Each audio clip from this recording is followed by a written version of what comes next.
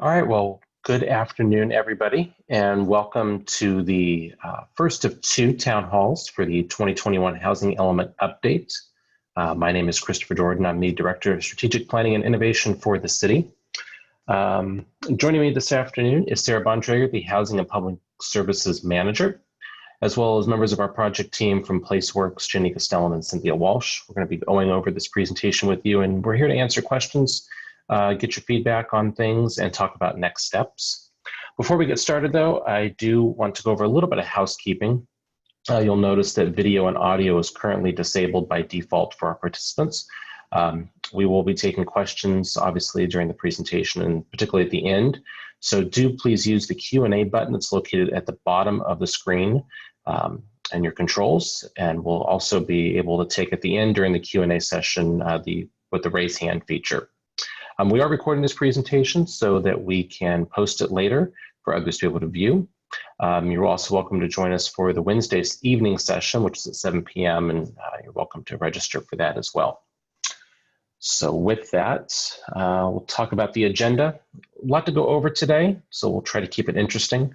On the agenda, we're going to go over first background and talk about income and affordability, what that means for Elk Grove. We'll do an overview of the housing element itself, what it is, what it does, what it doesn't do. We'll talk about the Regional Housing Needs Allocation, or RHNA, housing sites which are used to implement the RHNA, and then next steps. So I'm actually going to hand it over to Sarah now, who's going to go over this background information. Sarah. All right, thank you. Hi, this is Sarah Bontrager, the Housing and Public Services Manager. I'm going to present a little bit of information that will help us to frame our session, including some information on what it means when we're talking about the different income levels. Christopher, can I advance the slides or do you advance them? I can do it here, hang on. Okay, so the first slide here is when we're talking about the different income levels, and you'll hear us talk a lot today about extremely low income, very low income, and moderate income. What we're actually talking about is the income levels as the state and the U.S. Department of Housing and Urban Development define them. Mostly we talk about, for the RHNA process, mostly we talk about very low income, which is people earning 50% or less of the area median income, or about $43,000 for a four-person household. We also talk about low income, about $69,000 for a four-person household. And with moderate income, goes up to a little less than $104,000. So we also have on the slide the rents that people in these income levels can afford to pay. And so at the very low income level, we're looking at a little under $1,100 a month, about $1,700 a month for low income, and on up to almost $2,600 a month for moderate income.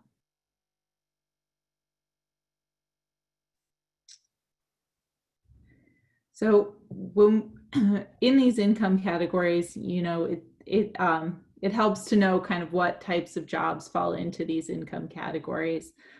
For extremely low income, we see a lot of like retail workers, people who work in food service or home health care.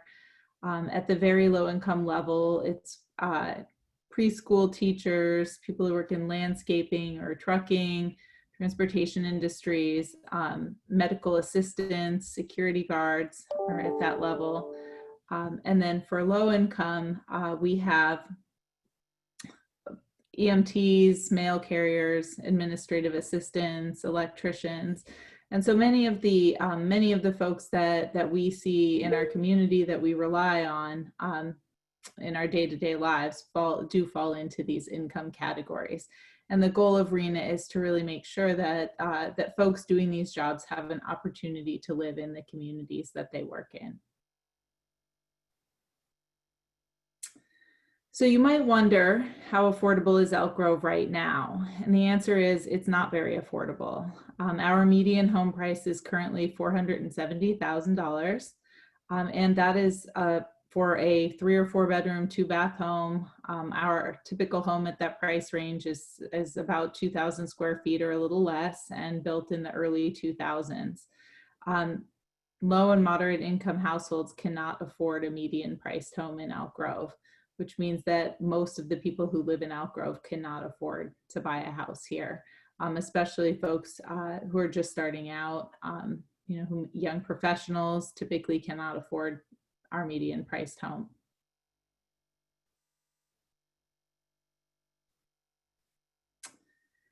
So buying a home is out of the question for most low-income households, and renting is also really difficult. Right now, our median rent is about $1,700 a month.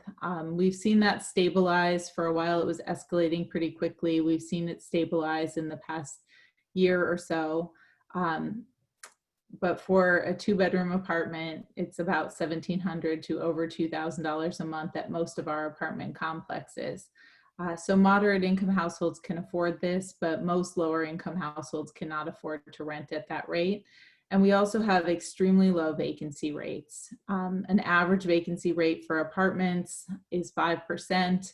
We're seeing vacancy rates of 2% or less. And so when people need to find a new place to live, there are really limited options, and it may take a long time in order to find a new apartment.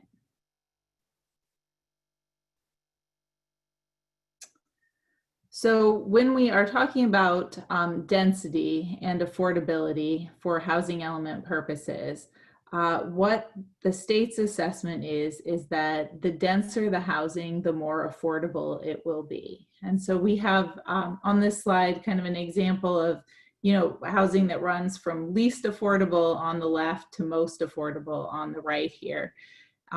With large lot single family homes being typically least affordable. And then as you put more units in, small lot single family homes, townhomes, and then getting on up to multifamily housing, which is apartment complexes or condos.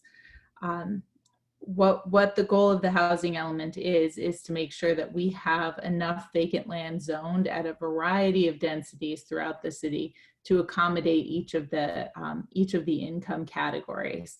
And since we typically have a lot of single family zoned land in the city, most of the emphasis in this process is on figuring out where to put new multifamily housing land for that. So here we can see how we've done on our housing to date. So we are currently still in our 2013 to 2021 housing element period. That 8-year period had a breakdown of units in the different income categories. And you can see from this table that we've actually built all of the market rate, the above moderate housing that we need, and actually gone above and beyond that. We have 50% more than we needed. But at the other income levels, we are not seeing housing be constructed. We've met just about 8% of our low income need and 20% of our moderate income need. That 20% of moderate income housing that was built in the city was built in the early years of the period, so like 2013 to 2015 or 16. In the last 3 to 4 years, we have not seen a single new housing unit affordable to moderate income households constructed in this city.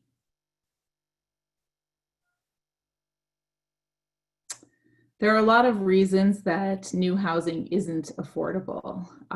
There's a lot of demand for housing. We're simply not constructing enough of it. And so what is available tends to be more expensive. We've seen construction labor and materials costs going up in recent years. We have a definite labor shortage for construction trades. And many of the folks who have those skills are working in the Bay Area where the rate of pay is higher. And so having enough labor to build new homes has been a continual challenge, builders have told us. We also have fairly high land costs and development fees. And all of those things drive up the price of a new home. And we've also seen most of the construction in the city, as you saw in the previous slide, was in the above moderate income range. A lot of large lot single family homes, Most of what's being built and sold in the city right now is 2,100 square feet or more. And so larger homes on larger lots tend to be more expensive. And because there's a large profit margin on those, developers are building that. There's still demand for that style of housing. And so there's adequate demand in the market and not enough construction labor to really go beyond that. And so they tend to focus on the things that are going to be the biggest profit, which is the large lot single family homes. So now we'll move into an overview of the housing element and how those incomes kind of play into what we're planning for. So our housing element is one component of our general plan. The housing element is required by state law and subject to state approval.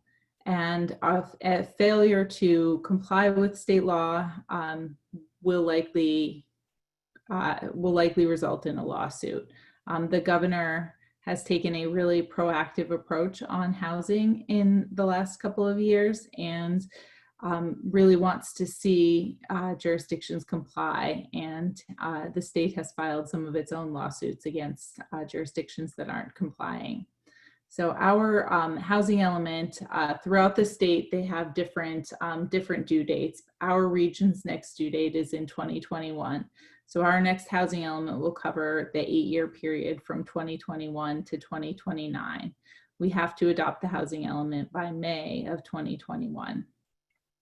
So the goals that we have in doing the housing element are trying to meet the housing needs of everyone in the community at all income levels, so that the folks who work in our community and want to live in our community have some options for that. We also want to look at our policies and how we might shape those to encourage housing production, especially at the lower income levels that aren't currently being satisfied by the market. And part of how we do that, a big part of how we do that, and kind of the focus of today's meeting, is how we zone land at a variety of densities to support the different housing types. So the 4 steps that get us from this, this broad regional allocation to actually constructing, at the state level, they issue a regional housing needs determination, and then that is for the region and then gets divvied up to all of the different jurisdictions. And then we take our allocation, we identify sites in the housing element that would be appropriate for housing at a variety of densities. We zone them in coordination with submitting the housing element. And then hopefully at some point in the future, those sites are built with housing that supports our community. The city has control over 2 of these elements, really the middle 2. We don't have a ton of control over what allocation we get from the state. We do have control over which sites we choose to meet the need, but we can't ensure that those sites are built, because we aren't housing developers and don't have adequate funding to subsidize all of the housing that needs to be built. So the regional housing needs allocation process starts at the state level. 3 steps, as I mentioned. The first one is the regional determination, which is the 6-county Sacramento Area Council of Governments region gets one big allocation for the entire region. And then they go through a process to develop a methodology to distribute that to the different jurisdictions within that region. So at this point, SACOG has done that. They work a lot with the jurisdictions to get feedback throughout the process and collect thoughts on the different factors that they can use in the methodology. And then once we have our regional housing needs allocation, which comes in the 4 categories shown here, then we move forward with our housing element update. So this graphic just highlights, how the process starts at the state level with the Housing and Community Development Department, and then a number flows down to SACOG. Our region's total allocation for this 8-year period is a little over 153,000 units. And then SACOG distributes the regional housing needs allocation to each of the different jurisdictions. And so all of the incorporated cities within Sacramento County and the other counties get an allocation, as well as the unincorporated county. So the overall determination was about 153,000 units. There's a special factor that goes in for the Tahoe Basin. So we end up with a little bit less than that. And then the state sets out what percentage the region needs to hit for each of the different categories. So for example, we're looking at about 25% of the allocation needs to be for very low income housing. 41% needs to be for above moderate income housing, for example. So regionally, we're looking at about 62,000 units. So once we have that information, SACOG works with us to look at how to allocate those to each jurisdiction. And in fact, in developing their methodology for that, they have to consider a few different factors. Increasing the housing supply and the mix of housing types is a very basic one. They also look at how we can promote infill, equity, and environmental considerations.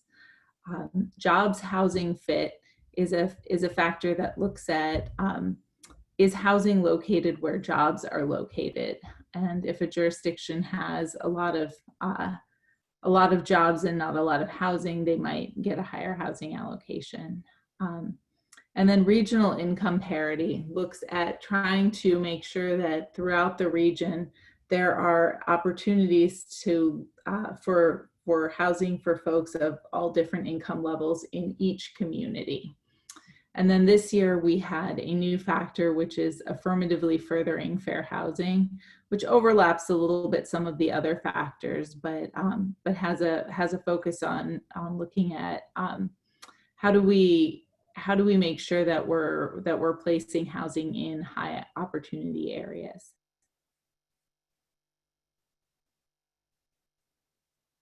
So Elk Grove specifically in the 8-year period needs to plan for a total of about 8,300 units. Of those units, about 2,700 of them are very low income and 1,600 of them are low income. So a total of about 4,300 units are considered low income. And the state looks at meeting that need through high density residential zoning, which is generally 30 units to the acre is what we would be looking at for that. The other two categories, moderate income and above moderate income, can be met through any residential zoning.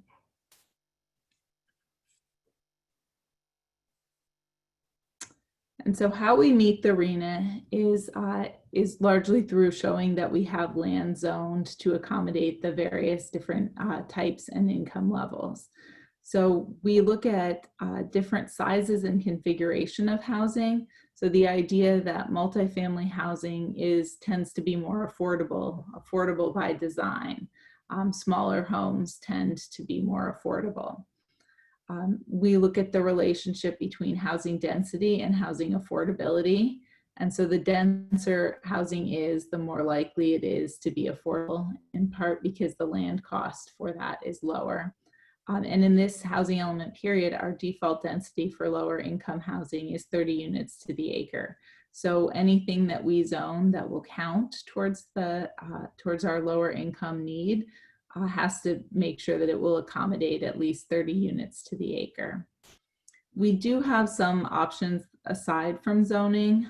One of them is inclusionary housing, which basically requires developers of new housing, market rate housing, to include some affordable units in their project. And so if a developer, for example, was going to build a 100-unit new home subdivision, inclusionary housing might say, okay, of those units, you have to provide 10 of them as low-income units and sell them at a subsidized price.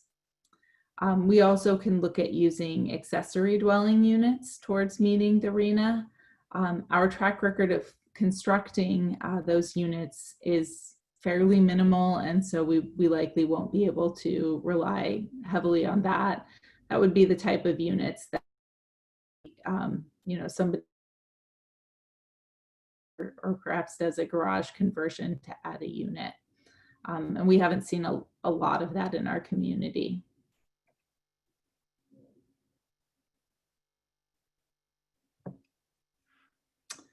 So the question always is, does the city have to build this housing? And the short answer is no. The city does not actually have to build any housing.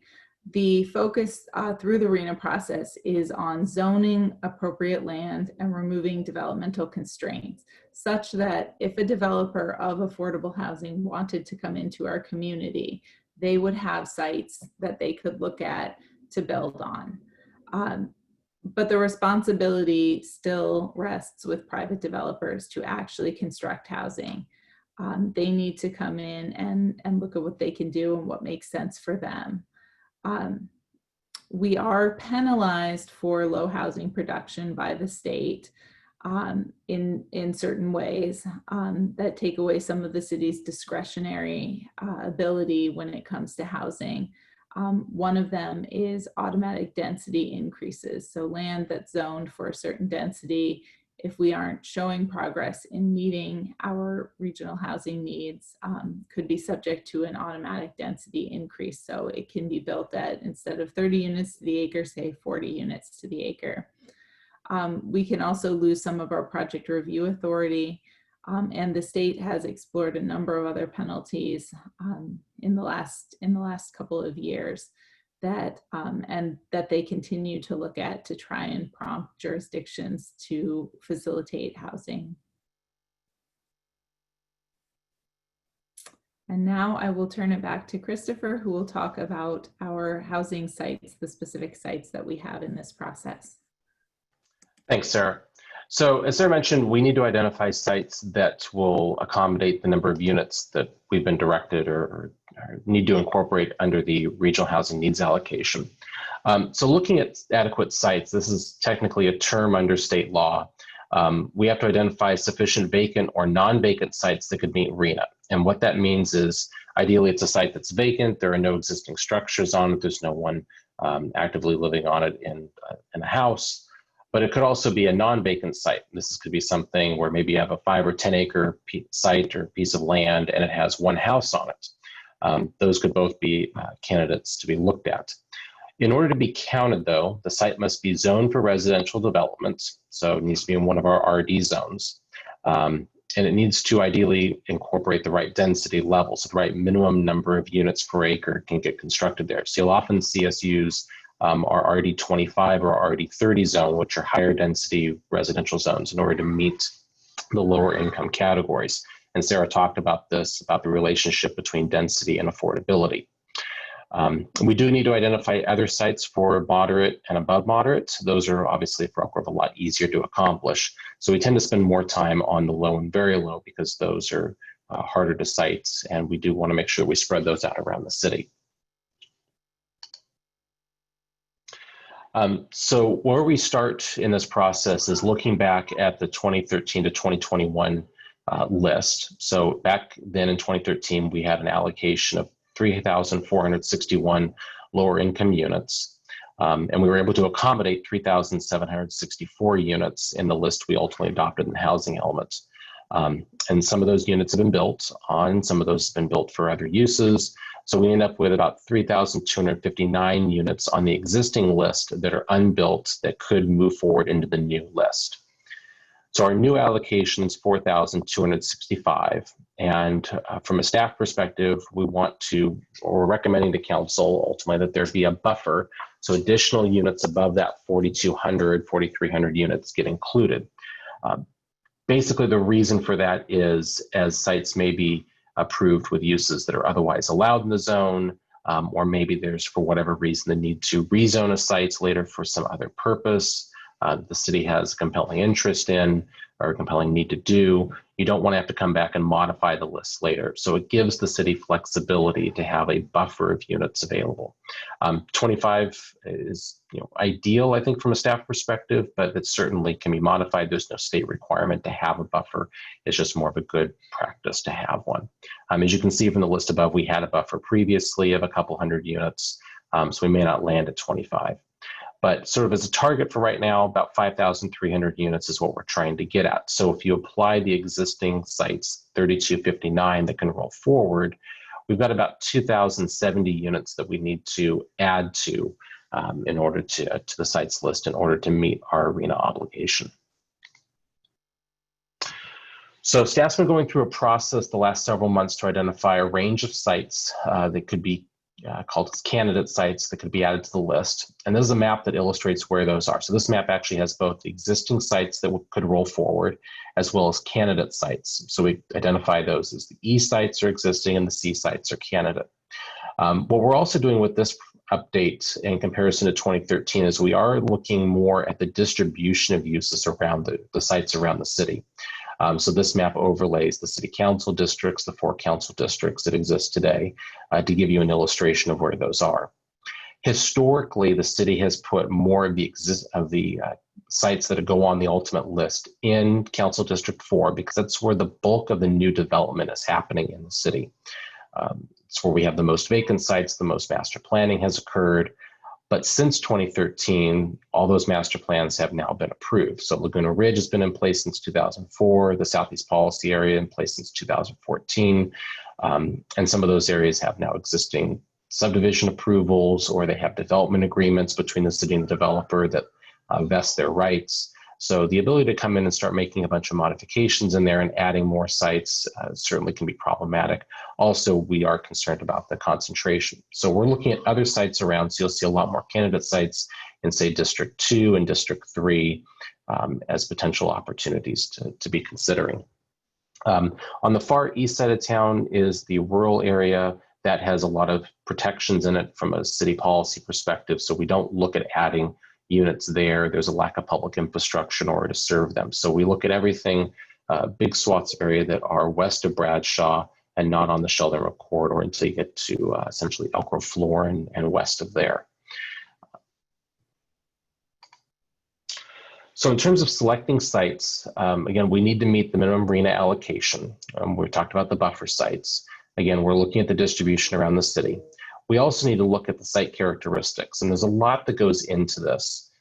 First and foremost is proximity to services and jobs. Do people that could live at these sites or may live at these sites, do they have the ability to get to the grocery store or to a pharmacy? What's their access to jobs? Is there access to public transits? Can they easily get from where they live to where they work to go into school? School locations, another piece that we do look at as well. We also look at site size. The ideal size for a site is generally between 3 and 8 acres. We can do larger sites, but if they get too much larger than 8 acres, we need to be looking at ways that that site could be subdivided or split up into multiple projects over time. We have a history of doing this on a couple of sites recently, so it's not a huge barrier, but it can be problematic. So we try not to put a lot of very large sites on the list. Conversely, doing a small site of 1 to 2 acres, there may be a good infill opportunity around town to do that, but too small a site and you can't really get enough units there to make the project financially viable. And then we look at site constraints. This could be any number of things from an environmental circumstance, like maybe there's wetlands on the site or some other sort of habitat concern that we'd want to stay away from it. Maybe it's a drainage issue, a floodplain issue. It could also be air quality issues, a whole host of things that we would look at here about what some impediments may be. And then, of course, we look at public feedback. This is a huge piece for us, and one of the reasons we're doing these town halls this week and are seeking outreach throughout this process, or public feedback throughout this process. We want to hear from residents what concerns are, what opportunities there are, where potential support or concern would be for sites. And one way we're doing that is with a new tool we've put up on the websites. an opportunity for you to create your own housing plan. So it's an interactive site. You can go to it. The link is here on the screen. You can get to it from the city's webpage. Essentially, you can go in, you can look at each of the sites we're proposing. All of the existing sites are listed there. All of the candidate sites are listed. And you can go through and say, yes, I agree, these ought to be included, or no, this site shouldn't be included. Or if it's an existing site that we could look at increasing the allowed density, so basically allowing for more units to be constructed, that could give us additional capacity. We ask those questions as well. So you can go through this for all of the sites and ultimately submit a plan. We ask you to submit a balanced plan, meaning you have at least enough units to meet the RHNA allocation and whatever buffer is selected, and you can change that buffer percentage down in the housing needs allocation portion. There's a little toggle for that.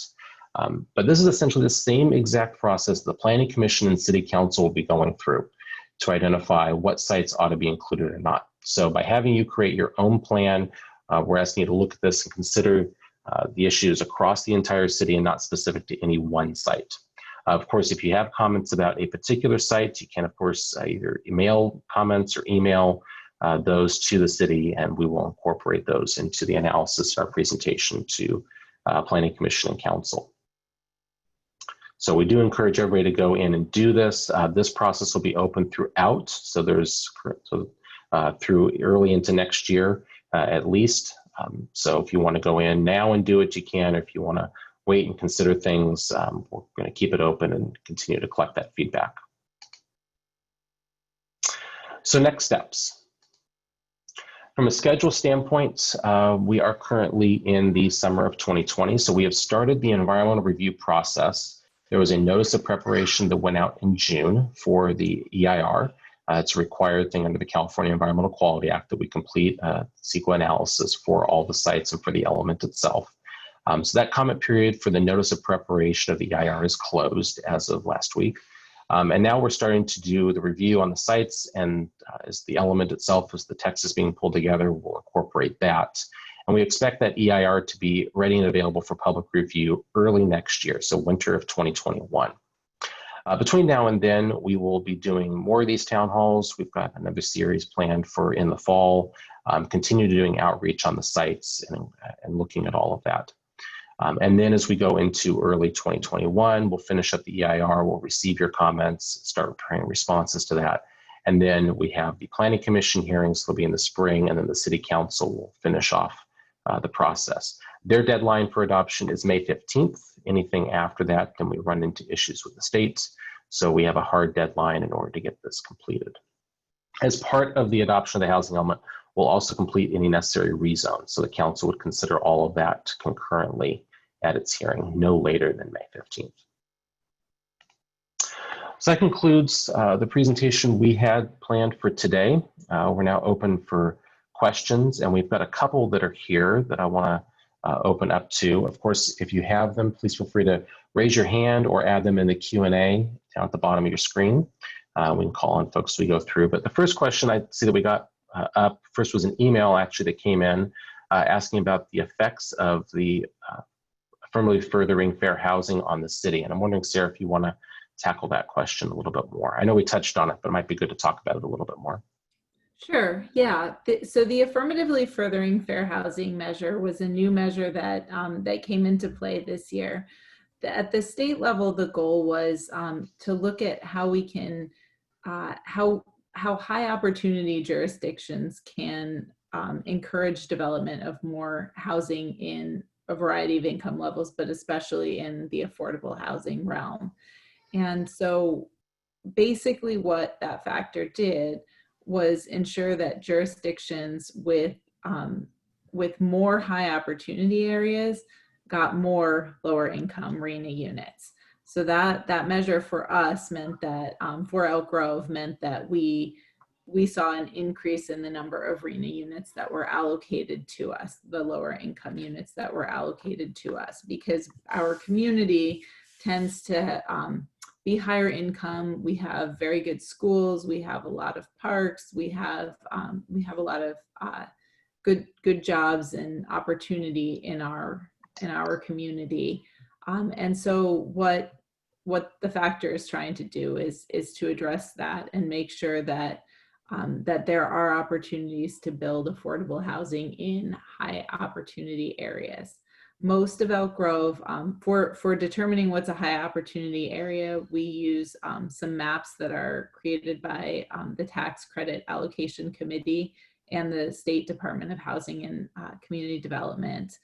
And on those maps, they take big chunks of the city and all throughout the state, they put everything into different opportunity categories: low, moderate, high, and highest. And while Elk Grove has a couple of areas that are moderate, most of the city is considered a high or highest opportunity area. Okay. Next question we have is on what are Elk Grove's needs based upon? I think this is in referring to the RENA and the affordability needs.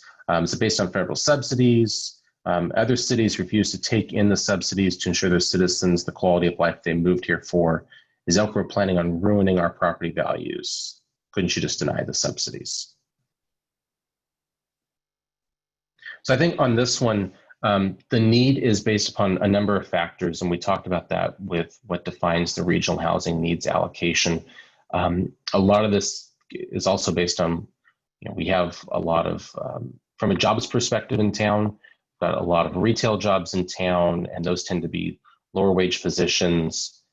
You also have, say, on the service side and the educational sector, we have bus drivers and folks that work on campus, even teachers. There's an affordability piece to that. So having a place in the city for those types of people with those jobs to be able to work or be able to live in town and work in town is important and one of the state's considerations. In terms of denying subsidies, I don't know, Sarah, do you want to talk about the subsidies the city provides on projects? Sure. Yeah. So the needs aren't based on any sort of subsidy. They're based purely on what development is likely and what the region needs. But we do, when we have funding available, and we do charge a fee for all new market rate development, and we charge an affordable housing fee on it that we then use to help subsidize new affordable housing throughout the city. And so the city does have full control over those subsidies. While affordable housing can be built, we can't deny an affordable housing project because it is built on, as long as it meets the zoning requirements for that project.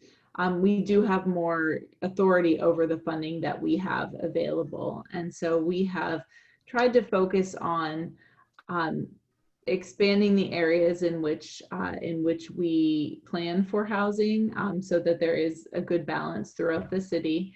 And we look at each project carefully to determine whether a project is worthy of a city subsidy to help it get constructed. All of the projects that the city has built are professionally managed and in pretty good condition at this point. Next question we have up is the city considering any project labor agreements on any of these projects? No, the city, this is not something we do. The city doesn't construct these. That would be something that would happen between the project developer and any labor interest. So no, we don't. The next question we have is there a map with the existing low-income housing in Elk Grove as well as the identified lands and candidate lands? We do have a map up with the existing sites and the candidate sites. It should be up on the website, which I'll put that link up again on the screen in a moment, but it's elkgrovecity.org/housing-element. And we'll double check that that's all up there. We do have sites that are mapped. We haven't put those together onto one exhibit on the website yet, but we do have the data. And we can look at doing that in the next few days. Yeah, we do have a map that shows all of the existing multifamily housing in the city and shows which of it is affordable and which is market rate. Yeah. Putting it all together on one map can get kind of confusing with all of the sites that are unbuilt as well. But we can look at whether, we can certainly put up the map of the existing sites along with the separate map of the candidate sites. Yeah. So give us a couple days and we can get that up there. Next question we have, can you post the website again? Absolutely.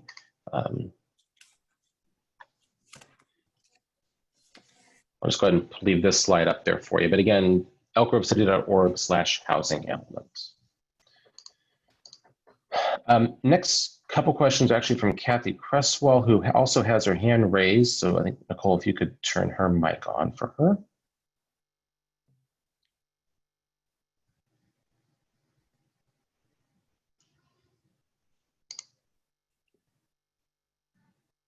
It looks like her mic, oh, now it's open. Mm-hmm. Hi, I actually didn't need to do that. I wrote my questions down, so I didn't understand the difference. So if you can answer those, that'll be good enough. Thank you. Will do. Okay. So first question there, how are you planning on addressing the negative impact of COVID on housing stability and affordability? So that's a really difficult question, and we're still kind of waiting to see what the ultimate negative impact will be. We've been very fortunate that we've seen lower than expected rates of people not being able to pay their rent. I think in part because we had the $600 supplement for the unemployment insurance, and that's helped to keep a lot of people afloat. However, we are going to be rolling out a rental assistance program for folks whose income has been negatively impacted by COVID.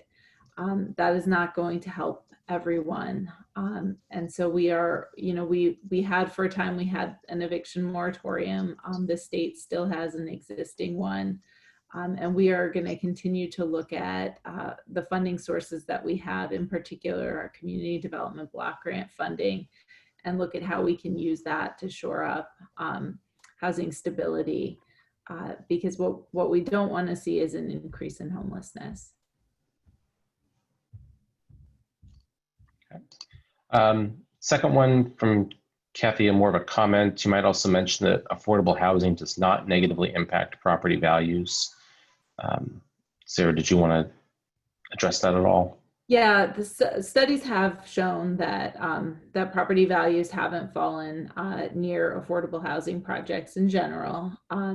We have a number of them in the city. I would encourage anyone who's interested to go take a look at our website.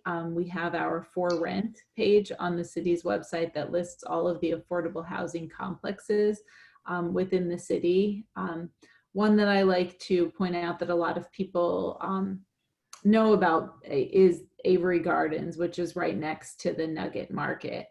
And there was a lot of concern when that project went in that would have a negative impact on the neighborhood, but it really has not. And so that's a fairly typical project for our affordable housing, and we have not seen that there's been a negative impact on the surrounding neighborhoods.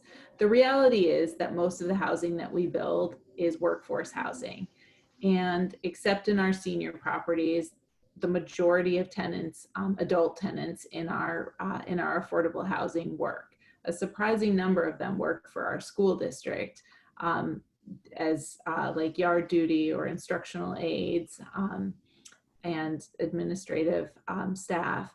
And we also see a lot of people who work in home health care and similar occupations.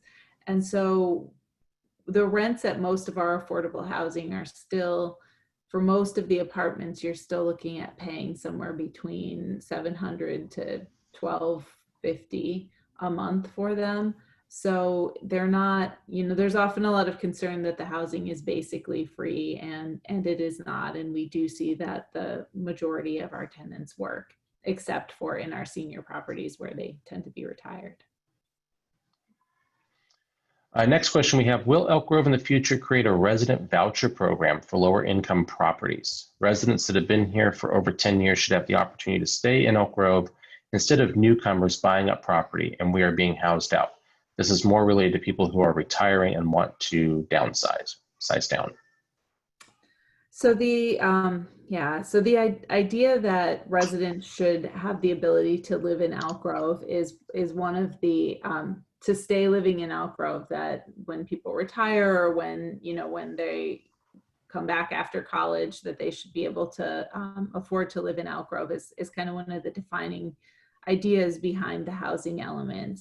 But from a perspective of offering residents the first opportunity to move into housing, there are some potential legal challenges there, in that there are some fair housing limitations that can actually be a way for communities to not become more diverse, or to deny more diversity from their communities. So that is something that we could continue to look at, but due to those challenges, it is hard to offer, to limit new projects to people who are residents. Sometimes you have the ability to do like a live-work preference, so people who live or work in the city would be eligible, and we do look at that and see whether that would work on an individual project basis. The next one is, with the infrastructure Mello-Roos in Laguna Ridge and SEPA, the Southeast Policy Area, can either area offer a viable apartment development to accommodate rents for low income or very low income? Both these areas have sites identified in the current housing element. I think Laguna Ridge has 2 or 3 sites that are still vacant. The 2 that I'm particularly thinking of are larger sites, though, and probably need to be developed as multiple projects. I think in both cases, while there are water and sewer availability and some roadway access to the sites, there's some underlying drainage issues, but certainly the Mello-Roos program there could help with some of that financing in the near term. But I think we'll end up seeing more of the single family around it develop first because of its easier ability to provide for that construction. But I think both of those sites are being marketed. In Southeast, there are, I believe, 7 sites totaling about 60 acres. So they each run between about 7 and 10 acres. There's no Mello-Roos, though, in Southeast. Instead, it's all done through normal fee programs. The Mello-Roos essentially is a bond financing program that's paid back through assessments on the property taxes. SEPA does not have one of those set up. But we do have sites in both those plan areas on the current list, and they'll roll forward into the new list. There's also a site in the Sterling Meadows development, which is that area that's building right now, predominantly through Lennar, that is east of Future Lots Parkway, just a little bit west of Promenade Parkway. And there's one site along Promenade, just south of a SMUD substation, that's also adequately zoned. So the next one, so the city can provide incentives to a project developer to include high density housing. Asking about that. Yeah, so the incentives that the city typically provides to developers are financial incentives. And so we have an affordable housing loan program that provides funding to developers. So typically the developer will secure most of the funding through both a private loan, kind of like a mortgage, like people would have on their homes. And then through another program, we've seen mostly for us tax credits have been the driver for financing our projects. But there's usually a gap that needs to be filled. And so the city will come in and fill that gap with funding. The last couple of projects that we've funded have been about 100 units each, and the city's provided a $5 million gap financing loan to those projects.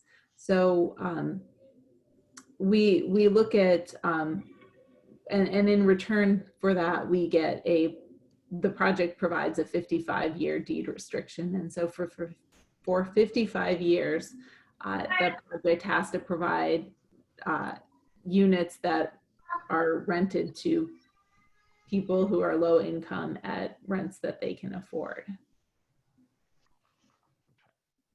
Next question, can you tell us how many people are participating on this webcast? There's currently about 32 people that are participating. We had a few more folks during the presentation. Next one, thank you. However, crime studies do show an increase in crime within the surrounding areas, even in Elk Grove PD's crime maps. No? I've not looked at the Elk Grove crime maps themselves, but I know there have been studies. What often happens is whatever the call for services are typically gets assigned to the complex overall as opposed to an individual unit. I don't know, Sarah, if you've looked at that a little bit more.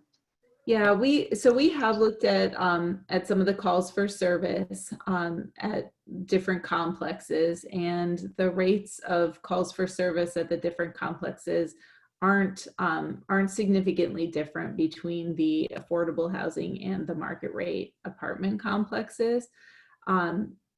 We can certainly work with our police department to try and get more information, to maybe do a little bit of additional analysis. But we haven't seen, at least that I'm aware of, that having an apartment complex built in a neighborhood, whether it's affordable or market rate, has a meaningful impact on crime levels. Okay. Next question, will these slides and recording be available at the site? Yes, so we're planning on getting that up there. You'll need to give us a couple of days to get it up. We encourage you to be signed up for the mailing list, the email list. So again, if you go to the site, elkgrovecity.org/housingelement, you can sign up for the email list there. And when we post the materials and information, we usually send out those blasts when there's major new information. So I encourage you to do that. Next question, I have 16 acres for sale at the corner of Florin Road and Hedge Avenue, looking for an investor to purchase, zoned RD 5 to 7. Could it be a candidate? Possibly, we could certainly talk about it. Feel free to reach out to either Sarah or myself. My email address, cjordan, Jordan, at elkgrovecity.org. And we can certainly take a look at it and see if that could be something to include. And the last question we have right now, are there plans for serving our homeless veterans, developmentally disabled, or low-income senior populations? Yes, so we do in the housing element look at how we can incentivize these specific types of special population housing. And there are some considerations and some special funding sources that are available for those. It really depends on what other funding is out there, and what the project developer community is interested in. But we have, over the last roughly 10 years, we have tried to ramp up our ability to serve our homeless residents, including our homeless veterans. And we've also built a number of low-income senior projects in the city. We have 4 total currently, apartment complexes, which have over 600 units in them. And so that is something that we look at. We like to look at how we can, aside from senior properties, which tend to be seniors only, we try to look at how we might integrate special populations into other projects, which provides more diversity for the project. And so that's something that we plan to continue to look at from a policy perspective. Next question, what is the racial makeup of the affordable projects built to date? Sadly, I do not have that data. That is something that developers don't currently report to us. It is a data set that with a fair amount of effort could be compiled, but at this point, I'm not sure that staff has the ability, the time to do that. But we would like to see our developers providing a little bit more information on that. They do collect it for each time that they rent a unit, and so it's available in the raw form if there's time to do that data collection. But that is an important consideration, especially now. And we do want to make sure that our projects are reflective of our community as a whole. And the next question we have, the last question that we currently have, status on a site at the southeast corner of Elk Grove Boulevard and Webb Street. This is a site that is up on the candidate sites list, so we are seeking feedback from owners as well as the public on it. So again, we're encouraging the public to fill out the online survey. And then owners, we have sent correspondence to all the owners that are candidate sites. We've heard from a couple of folks, but certainly owners should get in touch with us if they have questions and want to talk about the sites more. Ultimately, the City Council makes the final determination on what sites are included. So whatever feedback we can gather over the coming months, we want to be able to compile that and share it with the Council for their consideration. So if you have more questions about a particular site, certainly feel free to get in touch with me directly. Again, cjordan@elkgrovecity.org. Okay. Last one's just a comment. Thank you for your attention to detail and wonderful presentation as evidence in this Q&A. So thank you, appreciate the feedback. So I don't have any other questions. I'm not seeing any hands raised at this point. Sarah, was there anything you wanted to add? Otherwise, I think we'll probably go ahead and call it a day. Yeah, I don't think so. I just, as Christopher said, just we really would love to have your feedback on the sites, and taking the time to fill out what your plan would be really helps us to determine how to move forward. Our next set of town halls, so we have 2 this week, and then we'll be having a couple more in the fall, and those will be focused more on the policy aspects and what policies we want to advance to incentivize development or to remove developmental constraints. And so I would encourage you to look for those in a couple of months. Okay, well, great. Thanks everybody for participating. Really appreciate it. And again, go to the website, and you can also again sign up for the email list, and look forward to continued participation. Thank you and have a great rest of the day.